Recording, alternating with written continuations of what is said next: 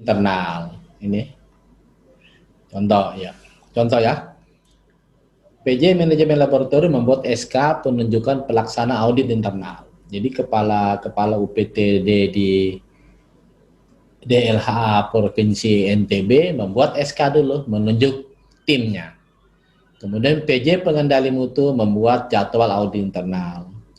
Kemudian PJ Pengendali Mutu menyiapkan formulir-formulir. Ada banyak formulirnya, ada 9 formulir di sini.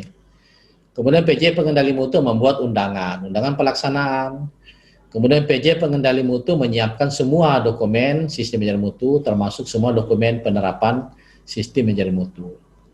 Pelaksanaan audit internal di auditor, pelaksanaan audit internal, auditor melakukan pengamatan, termasuk observasi, termasuk wawancara dan seterusnya. Kemudian temuan atau NC, non-conformities, direkam dalam formulir NCR, non-conformities report. Auditi melaksanakan investigasi, kenapa kok terjadi ketidaksesuaian. Auditi yang diaudit ya. Kemudian auditi melaksanakan corrective action dan preventive action, tindakan perbaikan dan pencegahan. Kemudian diverifikasi oleh siapa? Oleh auditornya. Kalau ternyata no, hasil verifikasinya jelek, maka diwajibkan membuat tindakan perbaikan yang baru. Kalau sudah oke, maka PJ Pengendali Mutu membuat laporan audit internal, kemudian PJ Pengendali Mutu mengarsipkan laporan audit internal. Nah ini contoh Budian prosedur. Dan ini banyak di ISO 17025 itu ada sekitar 30, kalau bukan 33, ada 35 prosedur semacam ini. Ya ada. Tadi sudah saya contohkan 2 ya. 2 yang semacam ini ya, ada dalam bentuk semuanya dalam bentuk flowchart, yaitu contoh prosedur tentang uji banding atau uji profesiensi, dan ini tadi contoh tentang prosedur prosedur audit internal. Jadi kalau saya senangnya membuat dokumen prosedur itu dalam bentuk flowchart. Tapi ini kan ini isinya ya. Tata cara bikin dokumen nggak begini, harus ada title-nya, ada cover-nya, ada lembar pengesahan, kemudian ada lembar distribusi, ada lembar catatan amandemen, kemudian ada tujuan, ada acuan, kemudian ada prosedur. Ini prosedurnya. Setelah prosedur, terakhir dengan apa? Terakhir dengan dokumen terkait. Jadi ada 5 atau 7 ini subjudul. Ini salah satunya adalah ini prosedurnya. Tapi sebelumnya ada lembar-lembar yang mendahulunya ya. Seperti saya bilang tadi, ada covernya, kemudian ada lembar pengesahan, ada lembar daftar distribusi, ada lembar catatan amandemen kalau ternyata terjadi perubahan, baru kemudian ada ruang lingkupnya, ada tujuannya, kemudian ada rujukannya, baru kemudian ada tahapannya ini. Kemudian terakhir adalah dokumen terkait. Nah ini struktur dokumen prosedur yang benar. Ya. Ini salah satu tahapan saja ini di sini. Ya, begitu ya Bu. Kemudian ya, kita lanjut lagi. Ya. Ya. Di mana? Iya. Bukan. Ini nih.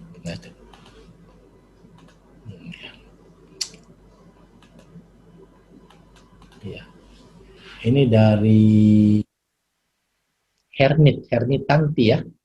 Dari Ibu Hernitanti. Untuk prosedur, formulir, dan WI mengacu dengan dokumen ISO 9001, apakah perlu dibuat ulang? Ini menarik pertanyaan Ibu.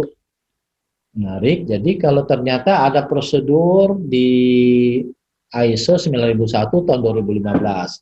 Contoh misalnya prosedur audit internal di ISO 9001 tahun 2015. Nah, di ISO 17025 juga ada kewajiban melakukan audit. Berarti kita wajib membuat prosedur tentang audit internal. Nah, kalau sudah ada prosedur audit internal di 9001, masih satu perusahaan ya, maka prosedur audit internal ini Ibu bisa pakai di 17025 ya. Makanya Kalau di apa namanya di ISO 9001 kalau tidak salah ada 6 prosedur wajib ya. Kalau tidak salah ada prosedur audit internal, prosedur manajemen review, prosedur survei kepuasan pelanggan, kemudian ada prosedur pelaporan. Lupa-lupa ingat ya, tapi nah prosedur-prosedur itu bisa dipakai di 17025 yang relevan. Termasuk formulir ya. Termasuk formulirnya. Ini saya sedang membimbing ya, baru selesai ya, membimbing lab swasta. Lab swasta ini di pabrik ya, pabrik makanan minuman. Itu mereka menerapkan 3 ISO. Ada ISO 9001, kemudian ada ISO K3 ya, 18.000, ada ISO 14.000 tentang environment. Ditambah dengan saya datang 17025. Jadi ada 4 sistem manajemen di pabrik itu. Saya bilang pada mereka, kalau ternyata ada prosedur yang overlap, silakan dipakai di 17025. Tinggal kita kasih tahu membedakan aja. Jadi, asal kita paham membedakannya ya. Ya, karena menurut saya ya buang waktu, buang tenaga, bikin prosedur lain lagi, ternyata penggunaannya sama ya. Ada 4 apa 5 ya prosedur yang overlap antara 9001 dan 17005. Sudah berapa kali? Sudah 3 kali kami menemukan kasus semacam itu. Ya, saya kasih pilihan pada mereka. Mau dipisah boleh, walaupun isinya sama, tapi mau digabungkan juga boleh. Yang penting kita paham. Ya. Begitu ya, Bu Herni ya. Bu Herni. Baik, kita lanjut. Ini kepala 8. Ya. Jangan ragu ya, kalau ada yang mau bertanya langsung saja ya. Yaitu tentang persyaratan manajemen. Kembali ke tadi, Bapak Ibu sekalian, persyaratan manajemen, ini kebijakan. Ini kebijakan ya. Kebijakan ini perlu diimplementasikan. Untuk mengimplementasikan kebijakan perlu alat bantu. Alat bantu itu namanya prosedur. Tetap kaidah QMS 2 dan 3 tidak bisa kita abaikan ya, yaitu write what you do dan do what you write. Nah, harapan kami kaidah nomor 1, nomor 5 ini kalau bisa dihafalkan ya. Yang pertama, kaidah tentang kebijakan mutu, yang kedua kaidah tentang tulis sebelum bekerja, yang ketiga kaidah tentang bekerja sesuai dengan yang ditulis, kaidah yang keempat, rekam semua kegiatan Anda, kaidah yang kelima, lakukan perbaikan kalau ada kendala. Nah, ya, saya ulangi lagi bahwa ini ada banyak prosedur di sini ya. Berarti ada prosedur dokumentasi, ada prosedur pengendalian dokumen, ada prosedur pengendalian rekaman, ada prosedur tindakan untuk mengatasi risiko, ada prosedur improvement, ada prosedur tindakan korektif, ada prosedur audit internal, dan ada prosedur tinjauan manajemen. Jadi kalau tidak salah ingat seperti yang saya bilang tadi, di total prosedur yang diperlukan di 17025, kalau bukan 33, 35 ya prosedur. Ya. Ya. Nah, ini level 2. Di level 2. Level 2 ini. Sama saja level 2 ya. Kita bikin prosedur. Ini sudah saya kasih ininya, kode-kodenya segala macam ya. QP 411, 421 dan 431. Kode ini bebas ya. Ini sudah kelihatan prosedur kepala 4 dan kepala 5. Ini sudah 3, ini 4. Nah, di sini ada prosedur sama saja ini ya. Prosedur kepala 4, kepala 5 sama ini.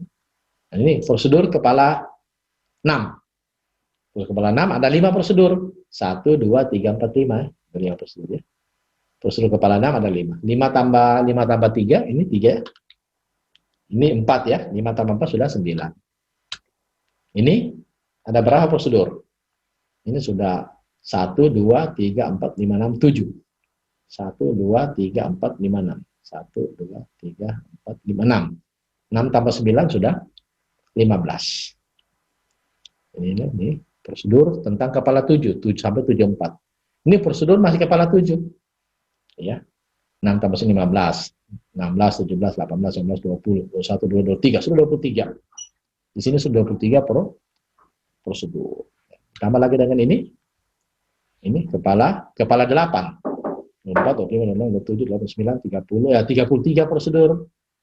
Jadi nanti Ibu Dian itu standar kami ya kalau mendampingi laboratorium untuk 17025 itu diperlukan